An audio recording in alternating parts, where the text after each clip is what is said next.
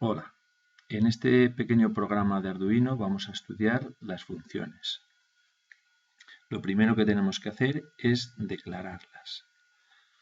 Declarar una función es utilizar un identificador para definirla, declarar el tipo de dato que devuelve y declarar el tipo de dato que le pasamos, que pueden ser varios. Aquí pondríamos los datos que le pasamos. En este caso concreto, declaramos que le vamos a pasar un dato de tipo float, va a operar con él y va a devolver un valor también de tipo float. Esta función, cambiar a salidas, no necesita operar sobre ningún dato y tampoco va a devolver ningún valor. Podemos hacer cualquier combinación. Podemos utilizar funciones que le pasemos un dato de tipo float y no devuelva ningún valor, o de tipo entero, o cualquier combinación de tipos de variables. Ya conocemos variables float, int, bool, ahora vemos también el tipo de dato void. Bueno, pues podemos hacer combinaciones, cualquiera. Aquí, aquí y también en los argumentos de la función, en los datos que le pasamos. Pueden ser float, int, void, etc. Y como digo, podemos poner más de un dato. Podríamos poner aquí también, por ejemplo, int i. Y esta función le pasaríamos dos datos. El dato x de tipo float y el dato y de tipo int. Bien, pues en la declaración aquí acabamos con punto y coma. ¿Dónde ponemos el código de la función? Lo que tiene que hacer esta función, pues lo tengo aquí. Y este código está en este pequeño programa de Arduino, en este archivo de tipo INO. Cuando abramos el Sketch, el programa de Arduino, pues como vemos, podremos navegar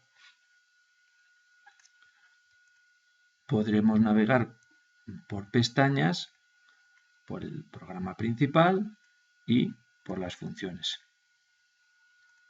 Bien, pues el código, como digo, está aquí y está guardado en ese archivo que hemos visto. ¿Cómo se emplea una función? Bueno, pues aquí tenemos un ejemplo de empleo de la función. Esto se dice llamar a la función. Aquí estamos llamando a la función. Lo que va a hacer el programa cuando llegue a este punto va a ir a este archivo, a este código, ejecutarlo y devolver este valor. Aquí donde ponemos la instrucción return, que ahora veremos con más calma, este valor va a ser el que se asigne a esta variable. Este número 3 es el dato que le estamos pasando y va a almacenarse en la variable local, solo va a tener validez en este ámbito, en el ámbito de esta función, y luego va a desaparecer ese espacio de memoria, va a quedar libre. Pues ese valor 3 va a estar almacenado en la variable x. Y dentro de la función, de aquí a aquí, podemos hacer uso de esta variable x. Bien, vamos a ver qué más hace esta función. Declaramos una variable auxiliar también de ámbito local para esta función, solamente va a utilizar el espacio de memoria en el ámbito de esta función, de aquí a aquí, y luego queda libre ese espacio de memoria, y es una variable que llamamos x2. Le asignamos inicialmente el valor 0 y a continuación le asignamos el valor x por x, es decir, x por x, x al cuadrado. Y le asignamos, como digo, ese valor. La variable x2 va a valer x al cuadrado.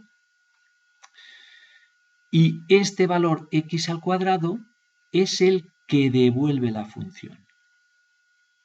Esta variable x2 va a ser el valor que devuelva la función. ¿Qué significa esto? Pues ya lo hemos dicho un poco antes, que allí donde llamemos a la función, donde la utilicemos, podemos asignar el valor que aparece en la instrucción return, es decir, el valor x2, es decir, el cuadrado de x, es decir, en este caso concreto, el cuadrado de 3, y lo asignamos a la variable esta de aquí.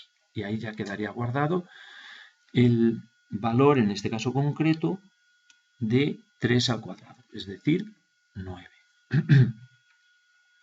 Bien, veamos otro tipo de función que es cambiar a salidas, que como decimos es tipo void. Quiere decir que no va a necesitar que le pasemos ningún dato, aquí entre paréntesis no va a recibir ningún dato, y tampoco va a devolver ningún dato. Simplemente va a hacer unas tareas, acaba y continuaríamos con la siguiente instrucción, que en este caso concreto pues ya es la última y volvería a empezar el bucle. Entonces, en este ejemplo, ¿qué hace esta función cambiar salidas? Pues unas tareas muy simples, que es sencillamente pues cambiar los pines 1, 2 y 3 a salidas, convertirlas en salidas. Después nos encontramos con la función return, que simplemente acaba la función, pero no devuelve ningún dato. Por eso esta función es void, no devuelve ningún dato. Y por eso también es void aquí. Perdón, es void también aquí porque no recibe ningún dato. Esta función opera sin ningún dato. Simplemente se trata de que actúe de esta manera y no, para ello no necesita que le pasemos ningún dato, ningún valor. Bien. Esta forma de operar con las funciones es la que más me gusta a mí cuando solamente utilizamos funciones específicas para este programa. Son funciones específicas para un programa concreto. Entonces, las guardamos aquí. También podríamos hacer lo siguiente. Veamos. Otra alternativa es que aquí donde aparece la declaración de la función cuadrado, pues yo viniese, copiase todo este código, todo esto, y si queréis también la descripción, los comentarios, y lo pegase aquí. ¿Vale? Entonces este archivo ya no lo tendría que tener, porque su información está aquí, lo podría eliminar. Me gusta menos porque hace este programa mucho más largo y me parece más útil pues ir navegando por estas pestañas y hace más fácil la lectura. ¿Qué ocurre si estas funciones no son específicas para este programa, sino que las vamos a utilizar mucho? Pues es más conveniente esta otra alternativa.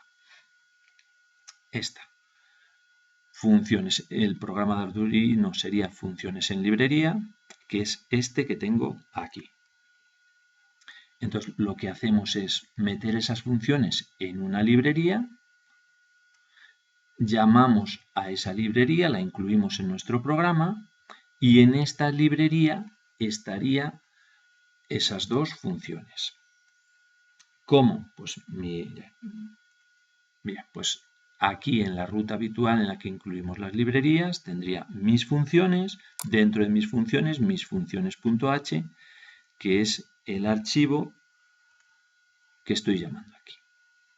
Entonces, como digo, aquí en mis funciones, vamos a editarlo y verlo, pues tengo el código correspondiente a la función cuadrado y a la función cambiar a salidas.